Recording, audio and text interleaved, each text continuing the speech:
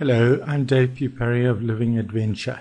In this short little animation, we're going to show you what actually happens in the ADHD brain compared to a non-ADHD brain. The last part of this animation will show you what happens when methylphenidate, which is the active ingredient in both Ritalin and Concerta, is introduced as part of a therapy. There's the brain with the left and the right halves. The brain operates by sending and receiving information through neurons and neurotransmitters and all sorts of things. And there are literally billions of these and billions of kilometers of tiny, minute little wires.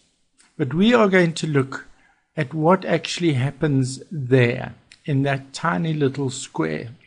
Now here we have what is called the presynaptic or transmitting cell.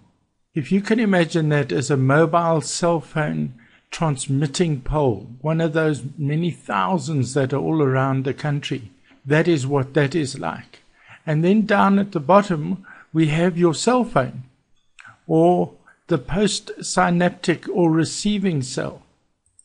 The space in between these two is known as the synaptic cleft, and it is filled with fluid known as the synaptic lake or synaptic fluid. These are the neurotransmitters that we need to be concerned about when it comes to ADHD. They are called dopamines. There are other types of neurotransmitters like norepinephridines, noradrenalines, serotonins, etc. But the ones that we need to focus on, it's a good ADHD word that, are the dopamines. And then down here there's a thing which the doctors call a Neuro Reuptake inhibitor. But you don't need to worry about that. What you need to worry about is the fact that it looks like and acts like a vacuum cleaner pipe. What we have here is a non-ADHD person. So let's have a look at how this operates in a non-ADHD person.